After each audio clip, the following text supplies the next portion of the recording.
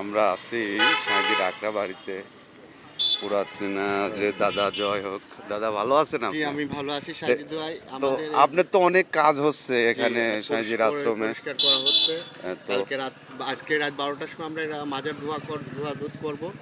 আর 2-3 তারিখে আমাদের পূর্ণ অনুষ্ঠান। আপনাদের সবাইকে আমি বাহাদুর পক্ষ থেকে আর সাজির পক্ষ থেকে আপনাকে দোল পূর্ণিমার উপলক্ষে সবাইকে দাওয়াত দিলাম। আপনারা জয় সবাই হোক উপস্থিত জয় হোক থাকবেন। সারা বাংলাদেশের সারা মানুষের। বাংলাদেশ সারা বিশ্বের বিশ্ব মানবতার ধর্ম বাউল। এ বাউলের ধর্মের কাছে সবাই আসতে পারে, হিন্দু মুসলমান বৌদ্ধ খ্রিস্টান, জাতিগত ভেদ নাহি হবে, এমন মানুষ সমাজ কবকে সৃজন হবে। এই লক্ষ্যই হলো লালন সাজির লক্ষ্য।